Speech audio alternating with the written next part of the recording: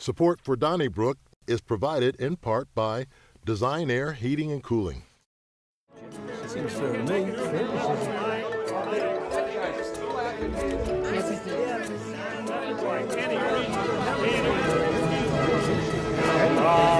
if you don't know what fair is, you can't make it. That's like any reason.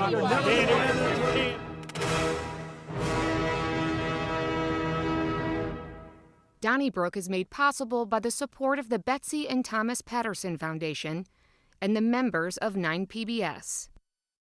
Thank you for joining us for another edition of Donnybrook. Glad that you made us part of your experience this week, and we've got lots to talk about. So let's meet the panelists and sally forth, starting with Wendy Wiese, the media veteran and now a member of the St. Louis Media Hall of Fame. She was inducted last night at the Sheldon. Congratulations, Thanks. Wendy. Chucky. We welcome back Amy Marxkors, part of the KMOX Chris and Amy Show, my former broadcast partner, who is kindly joining us for the vacationing Bill McClellan. We welcome the host of St. Louis 314, or the 314 podcast, and from St. Louis Magazine, Sarah Fenske. And from the St. Louis American, hello and good evening to Alvin Reid.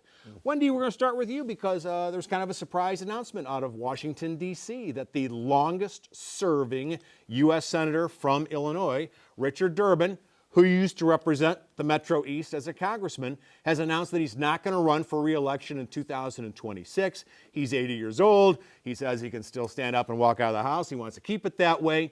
And I will say overall, I thought that I didn't agree with him with everything, but I thought he was a fundamentally decent guy. And for an Illinois politician, he remarkably had no attachment to scandal that I knew of in any way. But now everyone's talking about what's going to happen. Will J.B. Pritzker run for U.S. Senator? Will we have Senator J.B. Pritzker? This has been something, and I told Charlie before the broadcast that I wanted him to put it in my file because I think it is the only thing that I will be proven correct on in terms of long-term predictions. I have always thought that J.B. Pritzker has a national future. And I think that I would not be surprised if he runs for president. He is the wealthiest member of the political class in the United States of America. He is is it the Hilton or the Marriott? I am a Hyatt. Thank you. He is the Hyatt heir, and he is worth billions. And I think, interestingly enough, I think there are a lot of people who believe that just in terms of his stature, Donald Trump, the people who like and admire Donald Trump, his supporters, believe it or not, I think they like that kind of tough guy persona. I think J.B. Pritzker is a candidate who could take that on nose to nose. If, as we were told today, the president, they're rolling out merchandise for Trump 2028. So we don't know what's going to happen in the future in terms of the third term. But it sounds like in Illinois, Cook County is really it's going to shuffle. There are a lot of moving parts in Cook County, which doesn't affect us. But yeah, I think it's going to be Pritzker. I think if he wants to be president, running for Senate would be a really bad move. So I don't know that that's necessarily No, his I think future, I think he will run for Senate, and then I'm sorry, I wasn't clear. I'm not clear. I'm just in the Hall of Fame. So sorry about that. Sorry about that, guys. Yes, I do believe that he will run for the Senate, and then ultimately he will be president. It just feels like being Illinois governor is a much better springboard to being president than being a senator. Yeah, maybe. Historically, voters don't like senators. I also feel like Chris Christie might be kind of an example. Voters are very prejudiced against people who are heavier. I think Pritzker, he's going to have to overcome that. What about Donald Trump? Yeah, Donald Trump is not all bets are off with open Donald Trump. about McDonald's and the app. So I mean, if he made it twice, I think that Governor Pritzker could probably make it. I had no idea when Pritzker was first running for governor. Okay, I had no idea that he was heir to this fortune and this multi-billionaire. We talked about that one time. Yeah. I said I had no idea.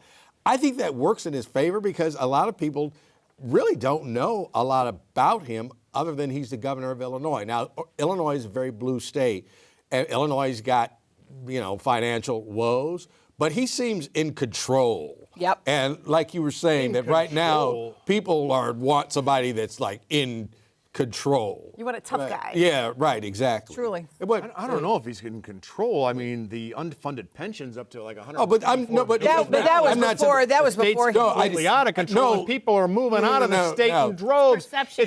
It's losing population more than just about any other state in the union. When I said that, I was thinking that that's what you were going to say because it has nothing to do with what I'm talking about. I'm just saying that, hey, look, everybody else is out there, caving and wavering, and what are we going to do? Hey, I'm in charge here, and Illinois is still going great guns. He's also But Juliana Stratton, the lieutenant governor, has already announced that she's running. So, and there'll be, but I think there's like 7 Democrats that have thrown. Well, I would think Rahm Emanuel will throw his hat in the ring. Probably will. Probably will. Why are you saying? A lot of people are not going to be excited about Rahm Emanuel. No, but I'm just saying he will probably at least he is considering. I guarantee he's considering running for that nomination. I will say this about Dick Durbin and him stepping down. I'm so glad. I love experience in politics. You need to have relationships, but go home. Like Mitch McConnell needs to go home. I think Nancy Pelosi needs to go home. Dianne Feinstein didn't go home, and that was her legacy, is she should have gone home. Well, President Biden. I'm upset with Jill Biden that she allowed that to happen. I would never treat my husband, my father, anyone that way. I just letting him be there. I don't know. I'm glad Dick Durbin's going I agree. home. And Go there may- live a life. But he still has his mental acuity, and so did Claude Pepper when he was Not that representing they don't have Florida. acuity.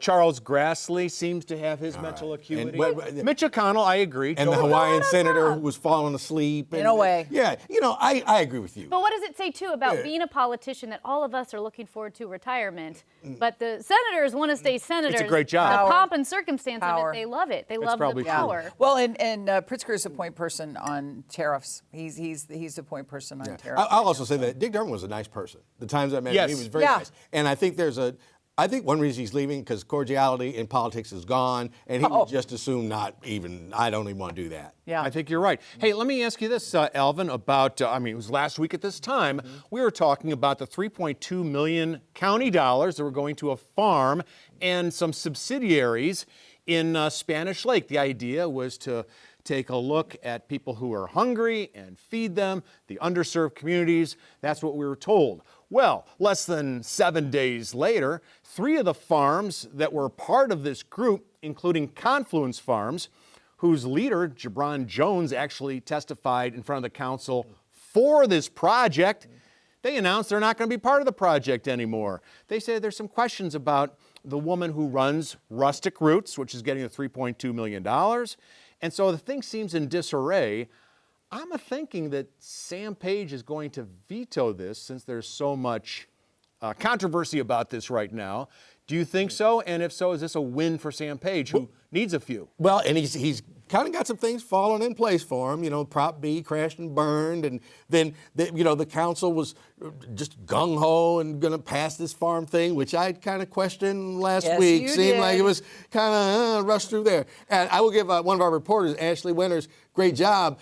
In that she was, when the story broke about the people that were breaking away, she said, because I know we had done stories on Rustic Roots, she said, I did a story on him, and this person was quoted in another urban farming story. So all these names are, like I say, they're interrelated, which is why them immediately stepping away kind of tells me that they see, who's going to turn down money these days? But she and they said, was- I don't want this money. The Rustic Root, the leader of Rustic Root, she was accusing them of not having their ducks in a row. They then in turn accused her Of being seeming slick. slick. Right.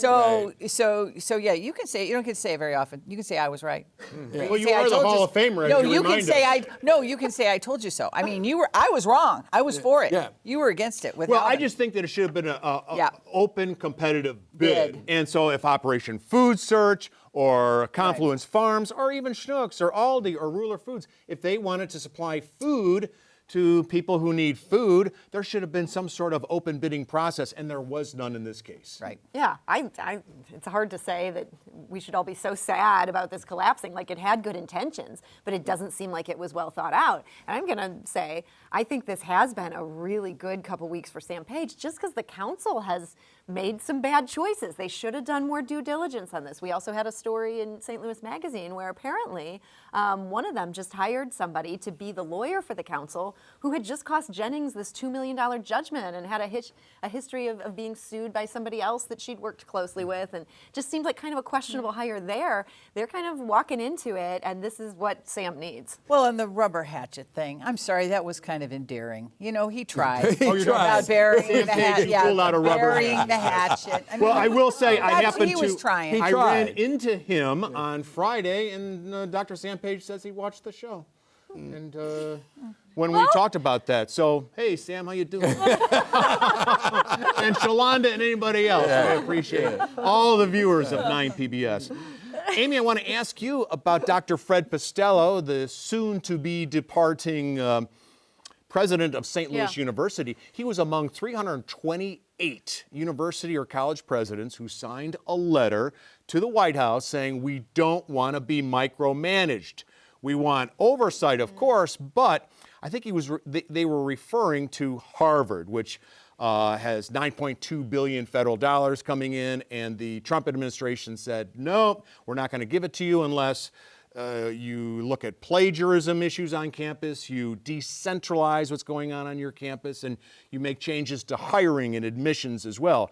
And Pestello and others said, no, we think that's overreach by the federal government. Did you have any thoughts on this? Yeah, and the thing is, the issues that we're seeing right now with Harvard, I don't think it's a monocausal answer that we're looking at, because Harvard has its issues. It's had its issues with the encampments, and like, yes, there's freedom of speech. You also can't block Jewish students from getting to class. You can't do that. If you're going to protest, there's time, place, and manner. That's not great. What we're seeing with the Trump administration being so brazen, saying you need to conform more to our ideologies, our idea of how a university should run, or you're not going to get federal dollars. Sounds pretty gross. At the same time, it's long been a true conservative talking point, not a MAGA talking point, but a conservative talking point, that once you start taking federal dollars, it's pretty naive to think that the federal government's not going to want something in return eventually. Not a new idea. Ronald Reagan did it in the 80s when he wanted to raise the drinking age and said, like, those are some great federal funds you're getting for the highways. It'd be a shame if you lost them, and all the states fell in line with raising the drinking age. I'm not saying it's a good thing. I'm saying it's a predictable thing, and it looks ugly to me right now to see the federal government so directly saying, here's how we want you to run things. So for Harvard, they have that $53 billion endowment. They're pushing back and saying, no, you can't do this. But I do think it's going to start that conversation of, what does federal funding mean? How beholden are you? And I think that's where you have to stand up and say, like, whatever this amount is, easy for me to tell Harvard to turn down $9 billion. Or Washington University, I guess, which did not sign the letter, to turn, what, $760 million or something like They that? get a lot of research NIH. dollars. So, I think number one. I think WashU is it is. number It is number one to in NIH, right? Yeah. So, not NIL. Right. Someday. Someday, right. So I get that, but this is where strength in numbers. There's 300 of us. Hey, you know, we'll miss that money, but let's all kind of band together. And the letter was not a tirade. It was not, you know. But Alvin, the president is not going to cower when university presidents write a letter. Well, no, right? I don't Not think this that, guy. I don't think the idea was to make him change his mind or change his ways. I think it was a statement to each other that we got to start standing up to this, and let's start with this, you know, nail it on the door, you know, kind of thing. His response to this is, you know, something about these overpaid blowhards. Like, it definitely didn't cause him to stop at all, but it was nice to see some people saying, okay, we're not just going to bend over. Like, we stand for something, and they very milquetoastily wrote it, but it's good. Like, we're going to stand up to this. We can't have this kind of culture of intimidation where people are terrified to say that they stand for anything because the feds might take their money away. Well, and to Alvin's point, the strength in numbers, I think what that also does, you know, Trump always saying that he doesn't back down. The way you get him to back down is you give him an out. And I think you start creating outs. If you have strength in numbers, you have universities pushing back, and somehow that he can back down without it looking like he's backing down, kind of like the tariffs. I mean, I do think strength in numbers creates more avenues for him to lay off a bit without looking like it. Right. That's interesting, and the just that back and forth between the conservatives and I mean the universities have been in the crosshairs of the conservatives for a very long time for a number of different reasons, and I do think though that this is somehow kind of an extension of more of a cultural conversation that where it's not just about the federal dollars. It sort of gets down to the cultural conversation and the way the business community has reacted to the DEI escapades. Real quick, I will say that. Okay, let's take where I went to school, Kansas. There is no Chicago. There is Missouri has St. Louis and Kansas City. There is no. You don't have that. Now that's a red state. But the University of Kansas, and to a degree Kansas State University, those are kind of like your economic, and so you have conservative people that are saying like, you need to kind of like leave them alone, and because we do want these kids to come to school here from Chicago, and they come from New York, and they come from all over the world. Oh, they come from New York, they come from Europe and Asia, and they bring big bucks. Right, and so I think there are people. That's a good point. Yeah. Hey, I want to ask you, Sarah, where the rubber hits the road, literally. Sinkholes in St. Louis. There's a huge one that could swallow a house that's at Cass and 18th, and another one at Park and Linden in Lafayette Square. And yesterday there was a press conference, which I appreciated. The leaders like Congressman Wesley Bell, Rasheen Aldridge, and Alderman, and Mayor Kara Spencer got together and they said, here's what the latest is. But at the same time, should there be an apology? We've known that these sinkholes have been swallowing cars, for example, in downtown for a while. We know that residents, when polled, said that water mains were their number one concern and they wanted the Rams money as a result of that Stan Kroenke litigation used for that. And the politicians didn't do that. So I'm thinking, St. Louis leaders, why aren't you taking action on sinkholes? I mean, I just think there's so many things that you need to take action on. And it's so easy for us to say, why didn't they deal with sinkholes? Whereas like 2 years ago, we're going, they need to focus on crime. We had a totally different priority here. And now we're thinking they should have been prescient. It is interesting. These are not sinkholes. They're cave-ins because this is like a man-made system collapsing. And there are just so many different things collapsing in different parts of the city. Everybody's saying if we don't deal with downtown now, this is a problem. If we don't deal with public safety now, there's a problem.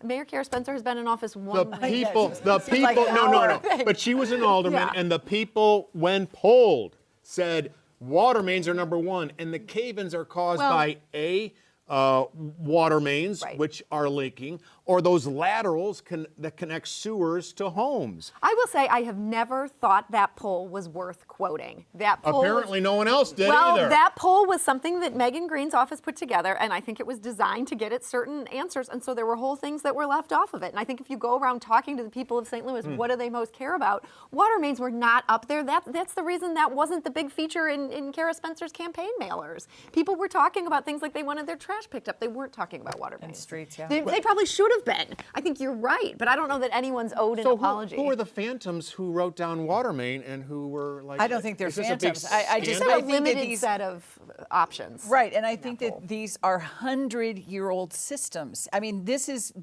going. Yes. I think it is such an enormous problem. And MSD has been around 80 years. I know. Okay, what has it been doing? Well, I agree with you, but this is one of those things that, like, when the street collapses, call us, we'll take action, which is exactly what's happening now. And I mean, that's all of us. I mean, we don't know the street's going to collapse till the street collapses. Well, it's terrible. But you hire a firm with a camera, those little snake cameras, and you investigate your. I don't want to, especially since I just bought a new car. I don't want my car to fall, but. I want everybody to be honest. When you first heard that, hey, a sinkhole about 30 feet wide collapsed on some street in St. Louis, your first reaction is, it's kind of like you giggle. I'm thinking of strollers or school buses. Yeah, I was a little more freaked out. I think if MSD conducted what would be a streets colonoscopy and we saw what was going on down there, I think we'd be horrified. I think you'd also then have a huge liability issue because it would be this ticking time bomb where they'd be like, yep, we identified these streets. They wouldn't be able to get to all of them at once. And then when they collapse, people would be like, but you know what, you knew, you let it collapse. The poor woman who talked about, who was questioned by the reporter, said that last summer they realized that this pavement was buckling and moving, and it's Like a roller coaster. Like a roller coaster. Yes. I don't want to interrupt the I'm Hall so of sorry. Famer, but No, I do no. want to ask Sarah, isn't this all part and parcel of the incompetence that is the city government? Let me give you another example, and you wrote about this, where a federal judge, Matthew Shelp, says that there's a lawsuit against the state filed by the city a week or so ago that's completely slipshod because there were misspellings, missed deadlines, and they didn't even name in the lawsuit the individuals that a first-year law student would have known better.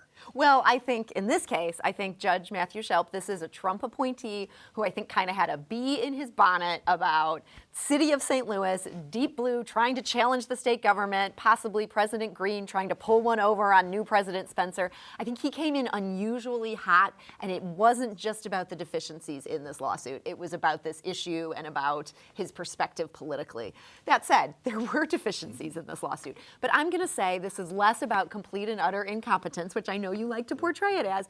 I think this is a city that right now is in a lot of transition. Yes. You know, the city councilor is just left. We have a new interim city council. We have a new mayor who hasn't been here more than a week and 2 days. It's a lot of transition going on, and I think we should cut everybody a little bit of a break. It reminded me of our Amazon proposal when cities across the country were trying to get the Amazon headquarters. Right. And the proposal we sent in had how many misspellings? 4 or 5, Yeah. including the word Amazon in a headline. Yeah, that's bad. that's correct. I think that, and there's no excuse for that. I'll Yeah, be the first that's to admit really that. bad. But I think they rushed to file that lawsuit because they had no confidence that Mayor Spencer was going to sue at all. So I think that's kind of caused a rush on it. I think you should sue if you're serious about. Look, we represent the residents of St. Louis, and the only way to do this, even if it's going to get thrown out, is to sue. So I'm not, could have done a better job, could have done a much better job. But I think they should sue and see where the cards fall where they are. Do you think there's alligators in the sewer? There might be. I had to go back on that little bit. Sharks. Well, when you read that the old breweries, used to use it for the what was it called, the process. Of course, I'm totally The hops. no Croisny? Lagering? lagering. Thank right. you. Yeah, they used those caves for that. Well, I guess law firms aren't the only thing caving in these days. Oh, that's good. That is good. Alvin, Reid, I want to ask you about a proposal in Jefferson City that would create an entertainment district in downtown St. Louis where the state would pay for it and the money would go to, among other things, attracting big conventions and concerts and sporting events, but also providing security. We already have the St. Louis Metropolitan Police Department that's in charge of security in downtown St. Louis, but overall, it's based on models out of New Orleans and Nashville, Tennessee. What do you think? Well, I think all the money should go to security in that, and I've said this before, in Memphis on Beale Street, you can't walk one block, and there's police officers on every corner, and I mean 3 and 4 police officers. What you need is just them standing on every corner. Never mind trying to draw conventions and things like that, because we do have, the establishment that does that here in Explore St. Louis, or I'm sorry, Convention and Tourism Bureau. Just hire off-duty police officers from all over the state, get them a room at the Motel 6 or whatever. Doesn't have to be at the, Hyatt. And In other words, like we do at Cardinal games. yeah, No, we do. Yeah, We've got tons of police during Cardinal right. games. And right? just have it from Washington to the stadium, from the river to the soccer stadium. I think it would just make a have, huge difference. yeah. But if the state wants to give us $4 million to do some extra stuff downtown, why don't they just give us $4 million to pay our police department to hire some more people or to handle it that way? We keep establishing all these new districts and community improvement districts and neighborhood districts, and each of them has their own private security. It's this patchwork that doesn't always make sense. There's no transparency But I think, to it. but what if if you were on one of these police officers that worked the weekend, you're under the jurisdiction of the St. Louis Metropolitan Police Department. Hasn't always worked that way. Like Isn't some of these private policing firms they've used are not held to the same standards. Isn't the patchwork because people don't feel like the city's doing its job and keeping their areas safe? So they're saying, you know what, we're going to take our little area and take care of it. There's no doubt about that. But Les Sturman has pointed out to anybody who will listen that patchwork is the problem. Well, not coincidentally, maybe last year or the year before, Robert O'Loughlin of Lodging Hospitality Management said we need more security, and the mayor asked him, well, what are you doing about it? And so now he's promoting this bill which would bring in the state, and they'd form a committee, and that committee would oversee the security force. I thought that was during COVID. Was that during COVID? Was it that long ago? Or maybe right afterwards. Because it was not met well, because he was one of the only ones. He was still investing in downtown, and they said, "What have you done lately?" You know, that kind of thing. So. Okay, it's time for letters. Sorry to move on so abruptly. Let's see what the viewers had to say about last week's show. Charlie, if Eric Schmidt wants to distance himself from the president, I would suggest he quit going to the Super Bowl and playing golf with him. That from Charlotte Coker of Baldwin. We also heard from John Johnson of St. Louis. However, righteous or not, the KDHX mutiny failed and the station self-destructed. Radio stations routinely change format. You can write us care of 9PBS. Use that zip code 63108. Don't forget those emails at 9pbs.org, and on social media, use hashtag DonnybrookSTL. Call the 9 line at 314-512-9094 and listen to us on your favorite podcast source. Don't forget, May 8th is our big fundraiser. It's at the Sheldon. We call it Donny Bash. Tomorrow's the last day to get tickets at 9pbs.org/DonnyBash. Listen to us, or watch us rather, on the 9PBS YouTube channel. We call it Last Call, where we get to some of the important topics we didn't get to the first time around, including, are they trying to ban a former Donnybrook panelist from City Hall? We'll get into that. But first, an important announcement. You know, calls to eliminate federal funding for public media are growing. This funding is just $1.60 per American per year, and it's so important to 9PBS and public media across the United States. It helps us bring you valued programs like Donnybrook, local stories and community events, proven educational resources for children, and critical emergency alert services. Help protect this important service and join the effort to defend 9PBS's future by signing up for action alerts at protectmypublicmedia.org. And thank you in advance for your consideration. And thank you for joining us for this edition. Don't forget Last Call. Thanks to Amy Marxkors for sitting in for Bill McClellan. We'll see everybody again next week at this time. Donnybrook is made possible by the support of the Betsy and Thomas Patterson Foundation and the members of 9PBS.